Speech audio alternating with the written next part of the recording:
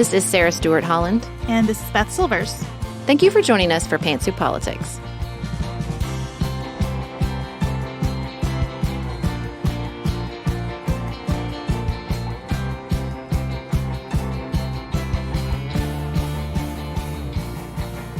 Welcome to another episode of Pantsuit Politics, where we take a different approach to the news. Today, we're going to talk about a very interesting update on the CDC Youth Risk Behavior Survey that we recently talked about on the show. Then we're going to share our conversation with Representative Kilmer from Washington's 6th Congressional District about his work as the chair of the House Select Committee on the Modernization of Congress.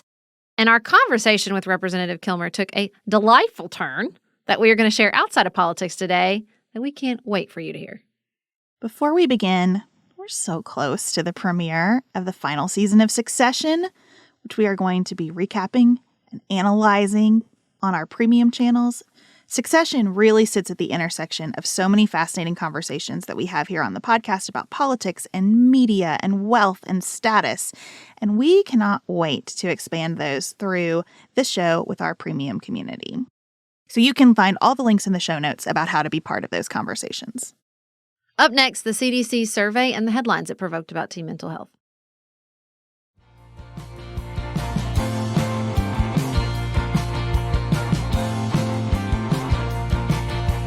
Last month, we had Dr. Kathleen Ethier on the show.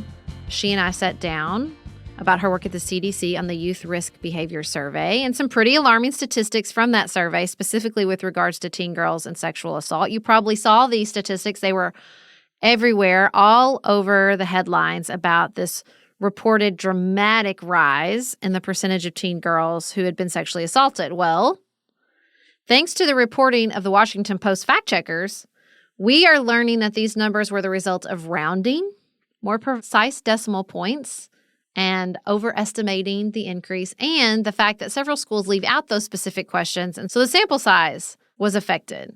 All that to say, Beth, it looks like this dramatic increase was not so dramatic. Not to say it still isn't a problem that any teenage girl is being subjected to sexual violence in any context. I'm sure that these numbers are still underreported. That's what everything we know about sexual assault suggests. But when we're talking about a rounding error, it's several rounding errors that compound to make a pretty big difference. So the rate of growth highlighted in the CDC's news release was 27%. Calculated with the decimal points, it's 18.4%. So it is a striking difference, and we felt that it was only responsible for us to share this with you and have a conversation about it. Well, and it's so interesting because when I read those statistics, I was like, wait, what? Over the pandemic, kids were home by themselves. They weren't socializing. And I thought, well, maybe the being at home was exposure to increased risk. But there were so many pieces of this that didn't quite fit or make sense to me. So I'll be honest, when I saw this, I thought, okay, so this wasn't this just out of nowhere meteoric rise that doesn't really align with the other trends we're seeing in teen socialization and teen sexuality and all these other things. Well, we had a conversation on our premium channels when I came back from being sick after you had this discussion. And I remember us saying, I just don't understand where these numbers came from. And I don't understand the source of this increase. How do you treat a problem if you can't diagnose it more precisely? And we got flooded with messages from people about the impact of pornography. And while I think that there is an important discussion to have about pornography, and I do not discount any of those messages, that did not explain these numbers to me. Because that phenomenon is not new.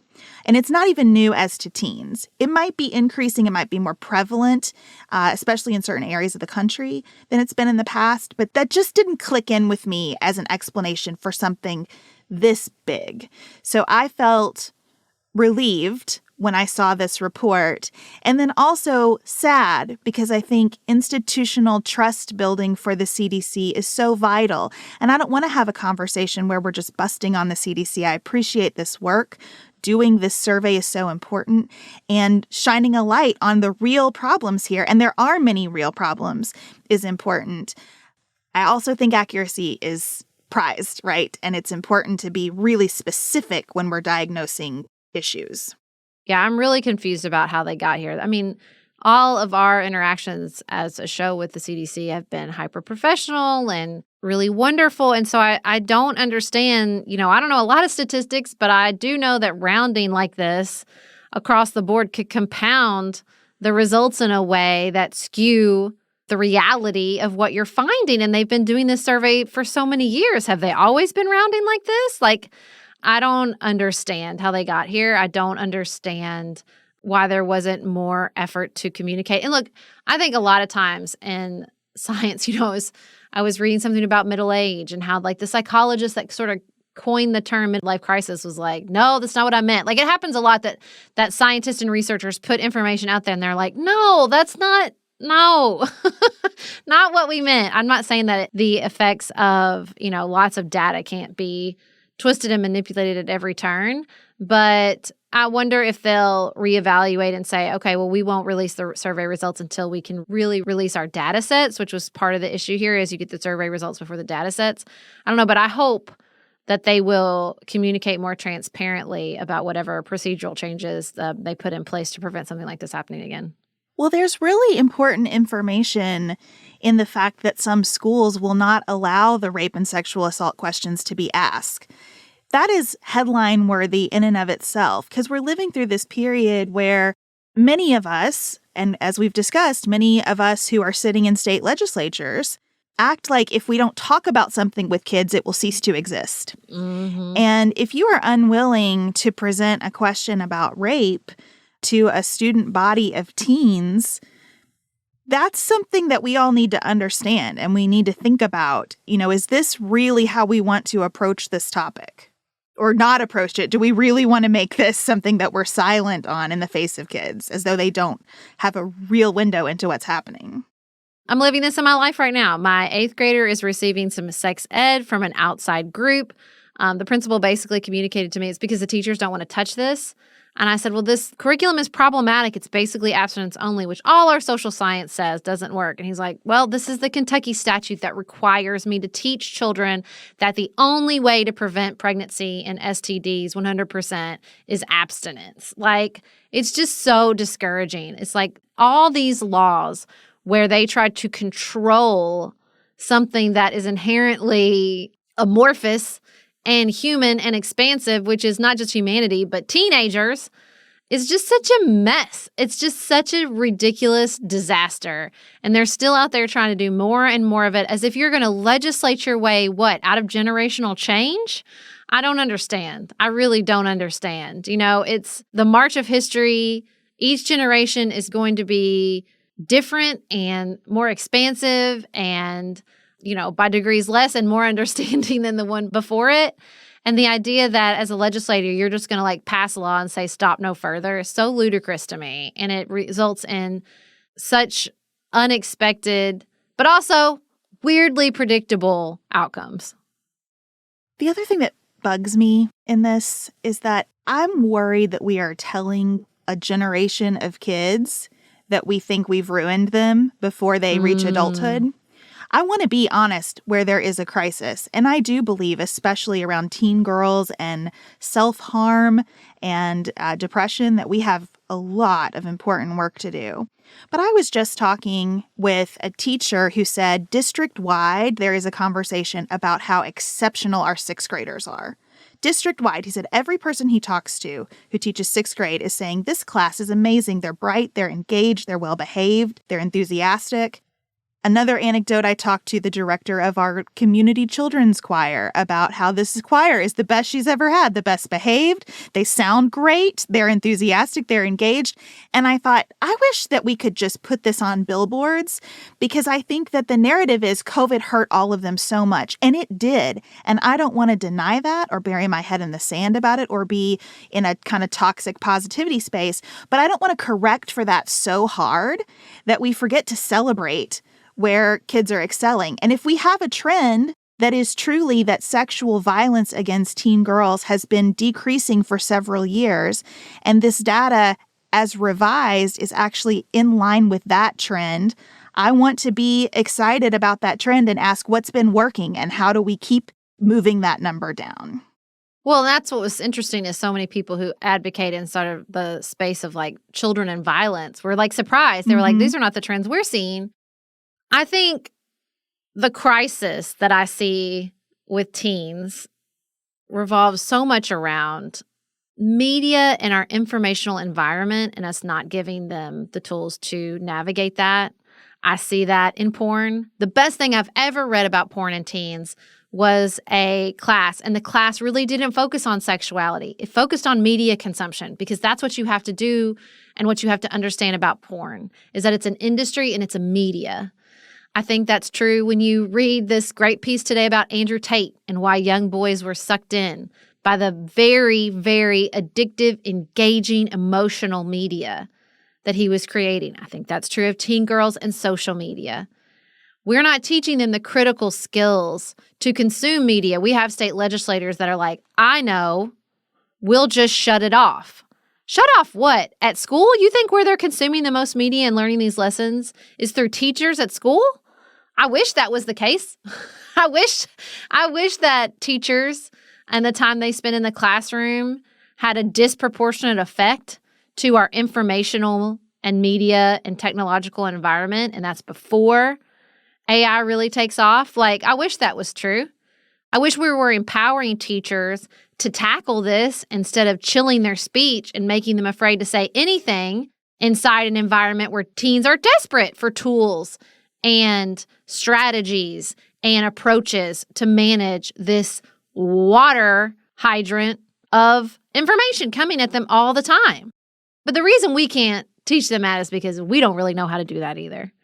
We haven't really cracked the code on how to deal with porn or the addictive nature of TikTok or, the comparing and joy-stealing reality that is a place like Instagram, right? That's why. And so we're trying to say, well, we'll fix it by doing this over here. That'll make us feel better, makes us do something, when we're not really paying attention to me, the real source of all this stress. I think that's 100% right, and I wish that we had more tools as parents. I'm reading this book that is just blowing my mind called Almost Christian about teens' responses to a survey about their faith.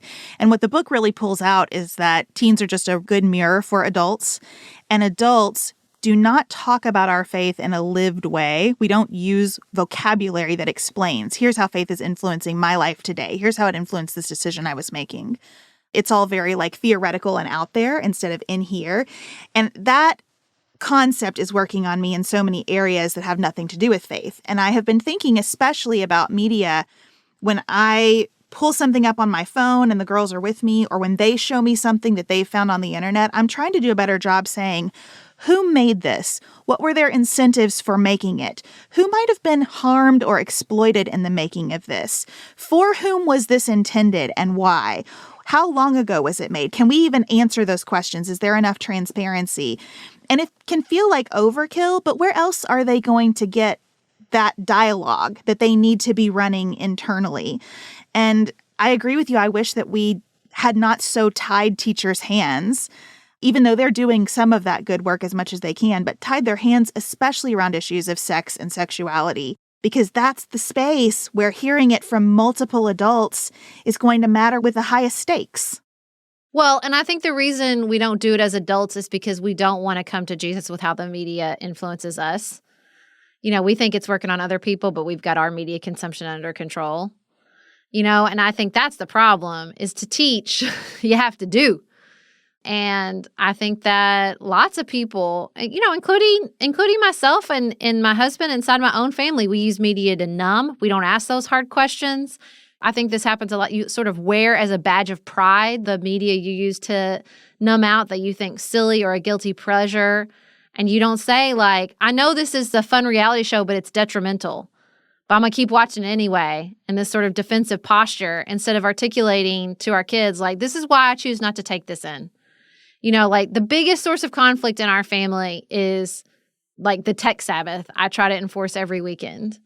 But I'm not going to give it up. I know it's hard. I know it's supposed to be a day of rest, and really what it creates is conflict. But I'm just constantly at them, we cannot live here. We have to train our attention spans and our minds and give ourselves a break and ask who wins when we're on screens all the time, who's benefiting from that. But it's hard. It's really, really hard work, because you know what I want to do? I want to just have some peace and quiet. And I have peace and quiet when they're playing Minecraft for 3 hours. But I have to fight that instinct all the time. All the time. Yeah, I will raise my hand and say my media consumption is definitely not under control. I'm just trying to build the plane while I'm flying, as they say. And I think that we all have to do that.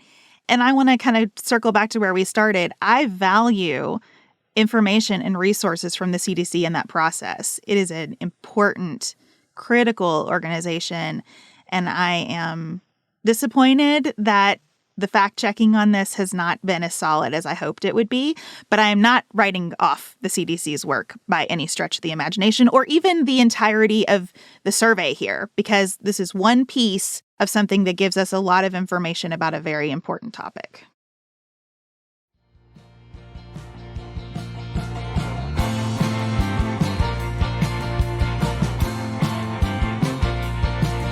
Sarah, I read the newsletter Politico Huddle faithfully. And every time there is a little blurb on the House Modernization Committee, my eyes would line up, put a spring in my step, because all of those blurbs would be about something actually getting done. Wow, this has happened, and it has made our job so much easier, or staffers say it has helped them so much. Or look at these members who usually can't work together on anything, and they're both excited about this.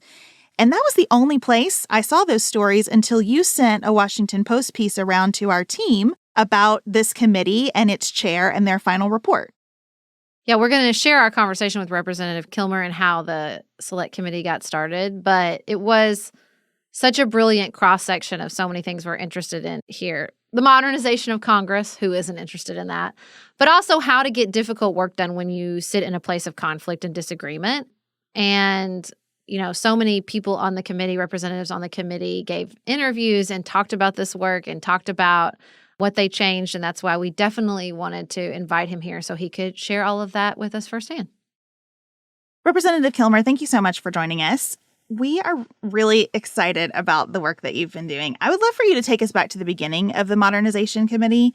What did you hope for when the committee started? How did it come to be? So prior to the 116th Congress, so 4.5 years ago, there were some discussions afoot about how to change the rules of the House. I think we were all recognizing that as members of Congress, we're part of an organization that, according to recent polling, is less popular than head lice, colonoscopies, and the rock band Nickelback. And, so we were like, well, not knowing who's going to be in charge come January, how do you set some rules that may make the place function a little bit better? And so we would have these conversations, and it was a bipartisan group that was convened by some outside kind of reform-oriented stakeholders. We would have these discussions, and some of it was about rules and, how do we make sure that, people are empowered to offer amendments and things like that. But every now and then someone would mention an issue like, hey, staff turnover is really high in this institution. And as a consequence, it's harder to solve problems because we're sort of eroding the institutional brains. And people would say yeah, that is a big problem. It's not really a rules problem, but let's kind of stick that in a parking lot that we'll look at later. Someone would say, we're really backwards when it comes to the use of technology. Congress has been described as an 18th century institution using 20th century technology to solve 21st century problems. That's pretty accurate. And, literally when I came to Congress, I was given a pager. I still don't know what it is or how to use it. So we said okay, so technology, that's kind of a problem, but it's not really a rules problem. Let's stick it kind of in a bucket. And then at the end of it, we had some ideas around how to change the rules, but we also had this big bucket of stuff that wasn't working properly. So our recommendation was, and as we looked at it, about every 20 or 30 years or so, Congress realizes things aren't working the way they ought to, and they create a committee to do something about it. And so our recommendation was, hey, let's create a committee to do something about it. And it was called the Select Committee on the Modernization of Congress, which makes us sound like we were the IT help desk, but we were sort of nicknamed the Fix Congress Committee. And our mission was pretty simple. It was make Congress work better for the American people. You likely didn't hear about our work on cable news. We were not a viral phenomenon on social media. It's possible you even missed watching the fireworks of our hearings on C-SPAN 8. We were able to get a lot of really important bipartisan work done with an eye towards making Congress work better. Can you tell us the difference between a select committee and a regular committee? Yeah, for sure. So a select committee is given a discrete task, and when that task is over, the committee disappears. So like the January 6th committee was an example of a select committee. There was a select committee on the climate crisis, which arguably they didn't solve the problem, but they did a lot of good work, like laying out a roadmap for how to address climate change. There was a select committee on economic disparity that really laid out a roadmap of here's some ideas to deal with that. So we were a select committee. We existed for 4 years, and now the select committee has gone away. Now, interestingly, one of our final recommendations was we made 2 final recommendations. One, we shouldn't wait every 20 or 30 years to look at the effectiveness and functionality of the institution. Most functional organizations look at how they're doing more than every 20 or 30 years. So we recommended that every 3 or 4 Congresses, as a matter of course, a select committee like this should be created. And secondly, we said, rather than making recommendations that kind of go into the ether, we should focus on implementing them. So we recommended the creation of a new subcommittee under a standing committee, the House Administration Committee, that is now focused on implementation. Thankfully, we've already, of the 202 recommendations that we passed, 45 have been fully implemented. About 70 something are on their way to implementation. And then there are a whole bunch that we still have to get to. And so that's the work of this subcommittee that was recently created. So how did you set your expectations, knowing that it was a select committee? Like, what did you hope to accomplish? How did you say, well, we're not going to modernize Congress completely, but here are our expectations of when we will fulfill our purpose as a select committee? There was a lot that was in our charge that made our task difficult. One, just the task of trying to fix Congress. Oftentimes I would tell people who are working on that, and they'd either offer to pray for me or giggle. So, that's a challenging task as it is. On top of that, the rule that established our committee created some interesting hurdles, but I think that were pretty wise. One, our committee had an equal number of Democrats and Republicans, because I think if you're going to do lasting institutional change, it has to be bipartisan. Second, to make any recommendation, the rule that established our committee required a 2/3 vote, which is also really difficult. And as a consequence, when I became chair of this committee, one of the sort of mantras that I had is, if you want Congress to work differently, you have to do things differently. So I'll give some examples of what we did. One of the first things I did is I called my Republican counterpart, which in the first Congress that we worked on this was a guy named Tom Graves from Georgia, who was a terrific partner. He has since retired from Congress, and his seat was filled by Marjorie Taylor Greene, who you may have heard of. Oh my gosh. I called Tom and said, "Hey, I've got kind of a crazy idea. When you start a committee gets its budget, and usually the first thing that happens is you divide by 2, sometimes 2/3, 1/3. Democrats get their part of the money, Republicans get their part of the money. Democrats use their part of the money to hire people with a Democratic background who put on blue jerseys. Republicans use their part of the money to hire people with a Republican background who put on red jerseys. And then they spend the rest of the time fighting with each other." And so I said to Tom, "Hey, here's a crazy idea. What if we don't do this? Like, what if we actually just hire one staff? And some will be people with a Democratic background, and some will be people with a Republican background. But we will make these hiring decisions together. And they'll all just put on jerseys that say, 'Hey, let's fix Congress.'" And to his credit, Tom said, "Sure, let's give it a shot."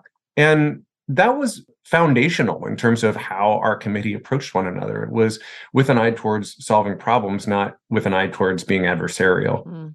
We also, if you watch one of our hearings on C-SPAN, you probably have too much time on your hands. But if you watch one of our hearings on C-SPAN, you'll notice a few things. So, for example, we didn't sit with Republicans on one side of a dais and Democrats on the other side. We staggered our seating. So, if as a Democrat, I had a Republican on my left and on my right. Now, why did we do that? We did that because, when you hear a witness say something interesting, like my genetic predisposition is to lean over to the person next to me and say, "Hey, that was kind of interesting. What do you think about that?" And in our committee, you did that leaning over next to someone from a different party. We didn't even sit at a dais. We sat around a round table. Why? Well, I don't know about you. I've never had a good conversation speaking to the back of somebody's head. And so in our committee, you were able to look each other in the eye and actually have dialogue. That was not cosmetic. There's all sorts of interesting organizational psychology about like how to have an effective meeting and how to have a functional team. And we actually tried to incorporate a lot of that into the work of our committee. I would love to know how people responded initially. In my limited experience trying to modernize an institution not as big and difficult as Congress, when I brought these sort of relationship-forward ideas to people, I met a lot of skepticism and some cynicism. And I just wonder how you met that in Congress. It was cool. One of the other things that we did that was really unusual, and to my knowledge, we're the only committee in Congress that has done this. I've never been part of a functional operation that didn't at the beginning of its work say, hey, so what do we want to get done?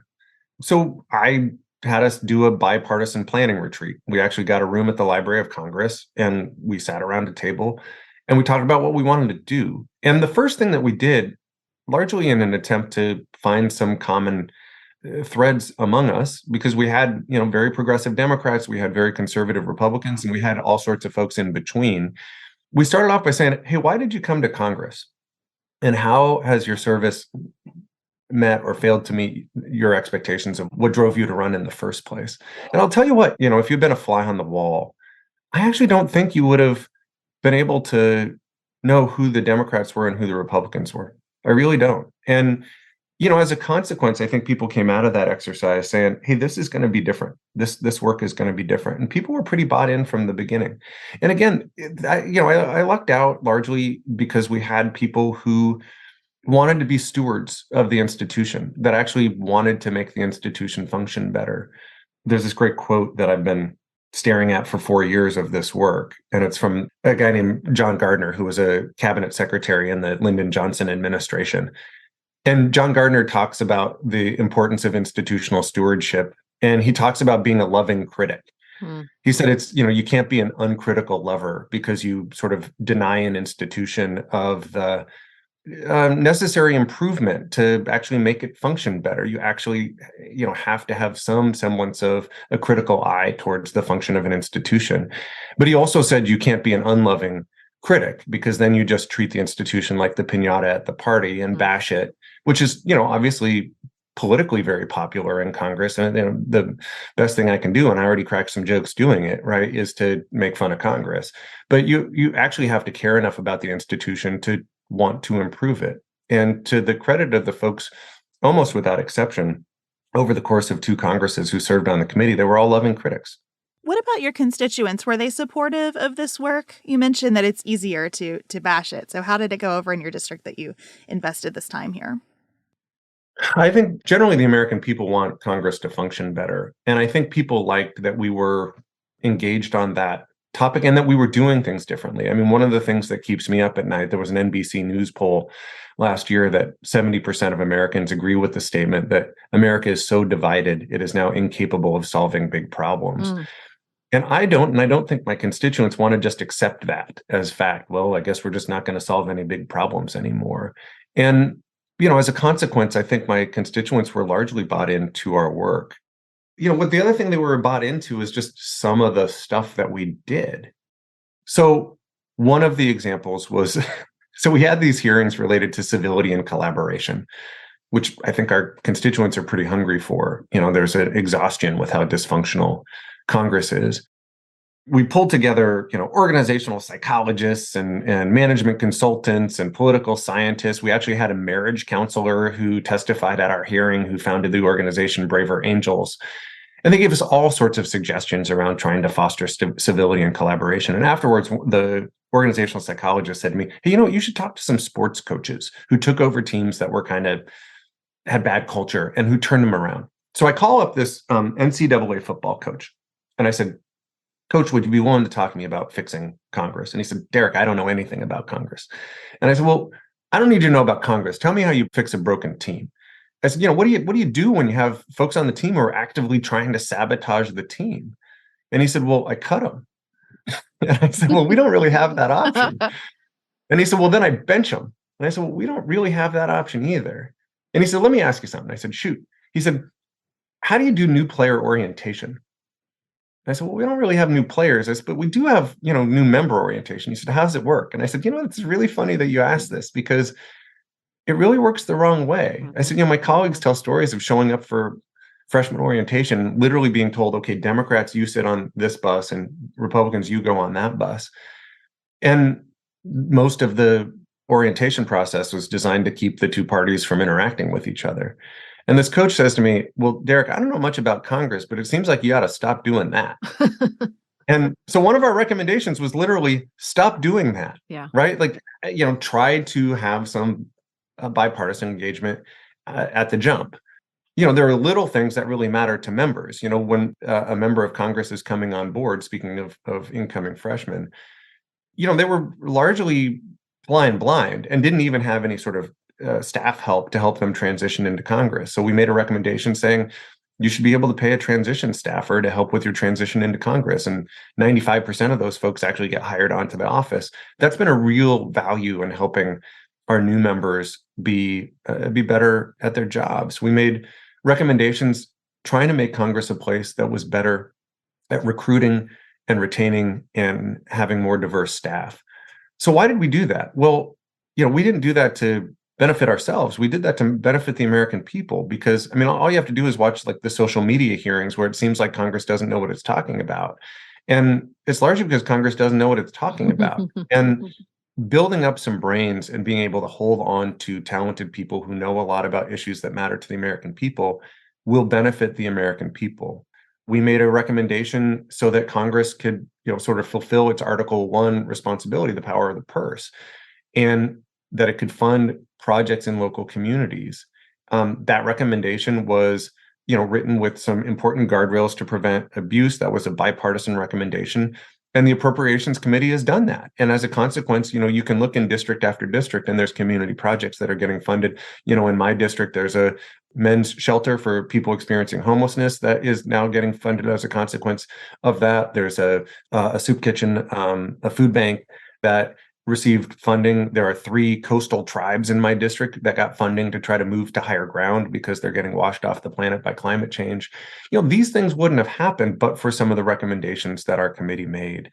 And there's a whole bunch of others, right? We made 202 recommendations, but those are just a few examples of things that I think actually matter to the folks we represent. When we talk about Congress, I think we can get really consumed with systemic issues. Gerrymandering, I am obsessed with how few congressional members we have. Before the Washington Post op-ed came out, I've been preaching this gospel for years and years, which is there's just not enough. We need more representatives in the House of Representatives for the size of our population. Yeah. So how did you focus on achievable things without feeling all the time like we have all these big procedural, systemic, institutional challenges in front of us that tie our hands? How did you not become sort of discouraged and cynical in the face of some bigger, and how do we make those bigger changes too? That as well. Yeah. I think it really matters. That I mentioned the high bar that was created for our committee. And in the end, unfortunately, that made it difficult to take up issues that I think are really foundational in terms of being able to fix Congress.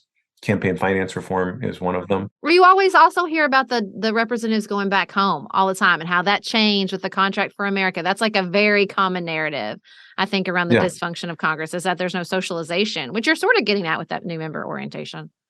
There are some big ticket items like partisan gerrymandering and campaign finance, and I would argue the role of media and social media that we just weren't able to crack the code on.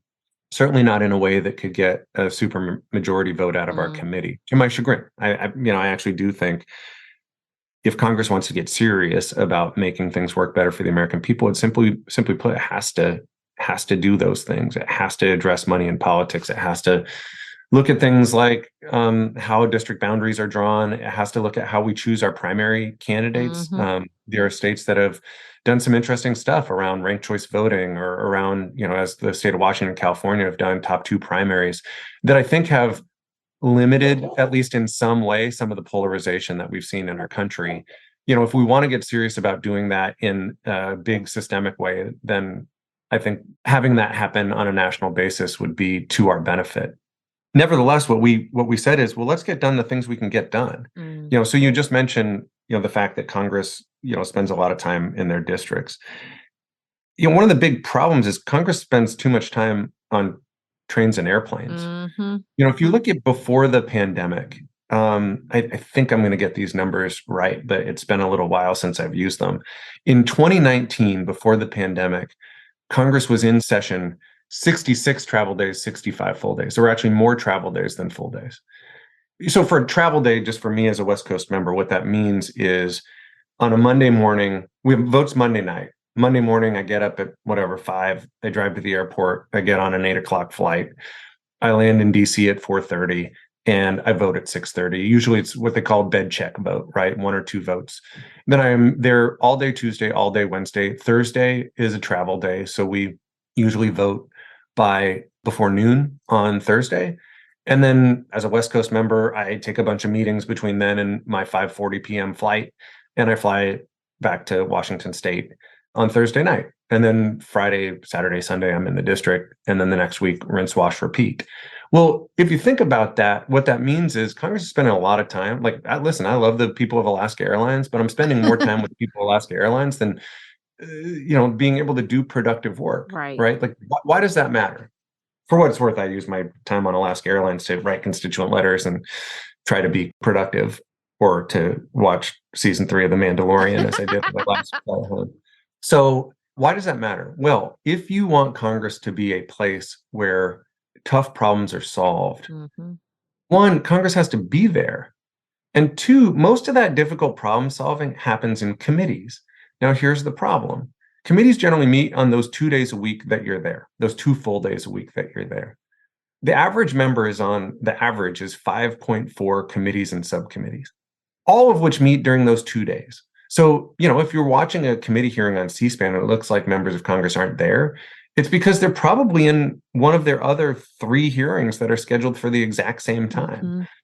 And what that means is members sort of pinball from committee to committee, by and large using the time just to speechify for 5 minutes, to throw something up on social media, trying to show how sharp they are, but not actually sitting in committee, understanding issues, and trying to solve significant problems. So one of our recommendations was, hey, we got to fix that. We got to fix that, one, by at the very least having more full days than travel days. Two, every high school and college in America has figured out how to deconflict the calendar. Congress has not. And so one of our recommendations was, to quote the beginning of the TV show, The $6 Million Man, we have the technology, we know how to fix it. Like, let's use technology to deconflict the calendar, at least somewhat, so that members are actually able to go to committee and be constructive and have Congress work better. So there's a little bit about that presence in DC that's about relationships. That certainly matters. But I actually think the bigger thing is the fact that Congress isn't there as much as it ought to be, and that when it is there, there's so much schedule conflict, means that the institution is less functional and less able to solve big problems. Well, and I have to believe that once you open up a little space where people can see a different way, that creates momentum for bigger changes, right? Once you say, oh, this feels really good to be able to function and go to committees and be present, how else could we make this even better? I applaud the members who are like, I'm moving here. I have little kids. I can't do this, and I think hopefully we will create space for more people and for constituents to understand that as well. I hope so too. One of the things that we looked at and we weren't able to land the plane on, but I actually think would make sense, is, you could build a calendar where members of Congress flew in Monday nights, as we do right now, stay all the way through Friday at 5 o'clock, and then start the next Monday at 9 a.m. For a West Coast member like me, I'd have to stay on the East Coast, which might, to your point, be, not terrible from a relationship standpoint with my colleagues. And then go the next week, Monday at 9 a.m. all the way through Friday. You could still do Friday at noon. And the funny thing is, and then you could have the next 2 weeks in your district. Mm-hmm. The interesting math that happens from that is you actually have more time in DC, more time in the district. The only thing you have less time is Travel. Me spending less time with the truly delightful people of Alaska Airlines, right? That's the only thing you miss out on. Yeah. If you could take one learning from the way you conducted this committee and give it to all of the other committees in the House, one piece of advice for their chairs on how to make their committees more functional, what would it be? I actually do think having a bipartisan planning retreat at the beginning matters. Listen, you're not going to get agreement on everything. You just won't. And there's some committees where you may not get agreement on anything. But again, I actually do think there's value in having Democrats and Republicans spend the better part of a day sitting in a room saying, hey, here's what we got planned. Mm-hmm. And you guys aren't going to like some of this, and we're not going to like some of what you want to do, but let's actually have dialogue. Most functional organizations do that. So I think that's probably the biggest. Did you feel finished when your work wrapped up? I thought we had done a lot, and I'm excited that there's this subcommittee that's created on implementation, because I don't I don't think organizational improvement is something where you just check a box and you're done. I think it has to happen on an ongoing basis. I also, it's funny, when our committee started, we had this presentation from the Congressional Research Service about the history of these reform committees. And, the person who ran through it would say, like, in the failed committee of 19, blah, blah, blah, in the like somewhat successful committee of this year, and afterwards I said, can we all just agree that we want to be described by history as like one of the successful committees, not one of the failed committees? Which is why, as an aside, like most of these committees write a white paper, in essence. They make a bunch of recommendations. And the implementation part doesn't start till after the committee is no longer in existence. We made an intentional decision to do it differently, to say we're going to make recommendations and we're going to work on implementation in real time because we want to make sure this happens. And that's why already 45 of our 202 recommendations got implemented, and about 70 something have seen some progress because we decided to focus in real time on it. So we're not done. There are some big plate tectonic kind of issues that influence the functionality of Congress. There just are, and those I think need some attention too. Well, thank you for your work, and congratulations to you. It is heart and soul work to be a loving critic. Thank you. I'm so glad that you and your committee brought that to Congress. Thanks.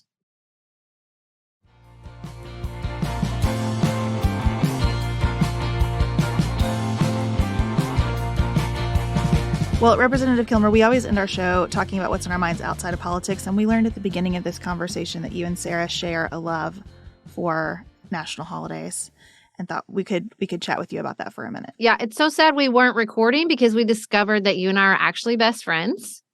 And it's really exciting for me to discover that. I don't have a lot of people who share my passion for national holidays, the weird, wacky holidays that exist every day. It started because we're recording the day after daylight savings time. And I said, it's National Napping Day. And you said, I also was looking up the national holidays today because when did you discover this passion that we share? It's been, at least a year. I've tried to track what the weird day it is for at least a year. And I think it randomly happened on something like Bacon Day because I heard on the radio that it was Bacon Day. And I'm like, yeah, it is. Yeah. Let's celebrate. That's right. So I found some website that told me what national day it is, and it brought me great joy. And I've alerted you to that you can subscribe and get them in your inbox every day, which is like next level. I had a wall calendar last year that told me, and I think through the wall calendar, I got subscribed. I started doing it during COVID lockdown with my kids and homeschooling, because a lot of times it would like give us something fun to do that day. Like I love the food ones. I love the pineapple upside down day. Today is coconut torte day. I don't think I'll be making a coconut torte because that requires a little more prep. But I would map out, is there any food we want to try? Is there any historical event we want to look up? It just adds a little fun and flavor to every day. It's so, so delightful. I'm with you. We just celebrated National Pancake Day just a week or two ago. National Waffle Day is coming up later this month. I'm more of a pancake guy than a waffle guy. Of course you are, because so am I, and we're best friends now, so that makes sense. I just think listen, I was telling you, I love the viral video of the woman complaining about the heat, and she says every day can't be a holiday, which is the funniest part of that video to me, which is ironic because I actually enjoy the idea that every day can, in fact, be a holiday. Now, are you a birthday person? Because I feel like the Venn diagram of holiday people and the people who want to celebrate their birthday every year at max capacity must be a lot of overlap. Well, so I have I'm a New Year's baby, so everybody celebrates my birthday. That's fun though. Do you like that? Yeah. Well, do you like that overlap? Do you like the birthday on a holiday? It has its benefits in that people remember it. So I get a lot, after New Year's, after the buzzer sounds, I get a lot of texts and calls, and that's delightful. Growing up, I got a lot of joint Christmas birthday presents, which was sort of a drag. No, that's not okay. So have you discovered a national wacky holiday that's your favorite besides Bacon Day? You know what? We're about to have it. Pie Day. I love Pie Day. What kind of pie? Yeah. Do you do pizza? Do you do dessert pie? There are very many pie options when you're celebrating that day. Dessert pie. I like all the berry pies. Okay. When I grew up, we had this amazing raspberry pie. Ooh. It was my neighbor's recipe, and it was tremendous. Thank you to the late Elizabeth Hodges for her delicious raspberry pie recipe. I like the kind of mixed berry pies. Yep. Like cherry pie. We're all in here, though. We eat a pizza. We eat a quiche Nice. for breakfast. Like, let's just all in. I really like Pi Day because everybody celebrates. I like it when it's a wacky holiday that we've all embraced. I feel like we're pretty close with Donut Day. Like Dunkin' Donuts will give you a free donut. I love the ones where we're like all in. Everybody's like, this is the day we're celebrating something completely quotidian. I just love it. Do you have a favorite? I do like Pi Day. I do love Donut Day. I mean, I like the ones that are just my favorite foods, and I feel like we get to celebrate. Like, I love Chocolate Cake Day. I'm a big fan of Chocolate Cake Day and Chocolate Chip Cookie Day. Couldn't tell you what days they are because I need it to be a surprise every year. But I love it when it shows up. I feel like you all are ignoring Talk Like a Pirate Day, which is true, indisputably the best of these holidays, especially if you have kids. Yes. And there's also like Backwards Day. I like Backwards Day. I think that's a fun one where you switch things around. And I mean, April Fool's Day. That's another one we kind of all celebrate. But it depends on if you're a prankster, if you like a mean prank or a funny prank. In this line of work, I feel like I'm constantly getting mean pranks. So. Probably get enough of that. That's not getting enough of that. Well, thank you so much for joining us for this little delightful bonus. I'm going to just name this like National Holiday Celebration Day. I'm just going to declare it myself. You're in Congress. You can make that happen. I'm going to write a bill, Sarah. Will you come and testify in support? Absolutely. Thank you to Representative Kilmer. Thank you to all of you who joined us here today. Please join us on our premium community as we get ready for the final season of Succession. And listen, it's not like that's the only thing on our premium content. We will still be producing more to says and Good Morning and all kinds of content. So if you haven't checked out our premium channels, they make the work we do here possible. It is that simple. We would not be able to do Pantsuit Politics and have this amazing team that produces this podcast were it not for our premium members and their financial support. We will be back in your ears on Tuesday. And until then, keep it nuanced, y'all.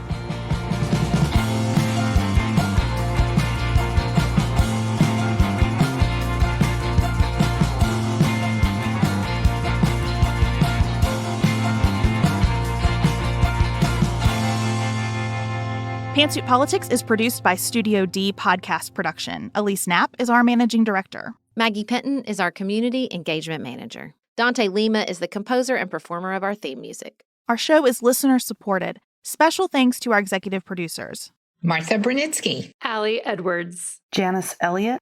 Sarah Greenup. Julie Haller. Helen Handley. Tiffany Hassler. Emily Holiday. Katie Johnson. Katina Zuganellis-Kasling. Barry Kaufman. Molly Kors. Catherine Vollmer. Lori Ladow. Lily McClure. Linda Daniel. Emily Neasley. The Pettons. Tawny Peterson. Tracy Putoff. Sarah Ralph. Jeremy Sequoia. Katie Steigers. Karen True. Annika Uvaline. Nick and Elisa Vallely. Amy Whited. Emily Helen Olson. Lee Shea McDonough. Morgan McHugh. Jeff Davis. Melinda Johnston. Michelle Wood. Joshua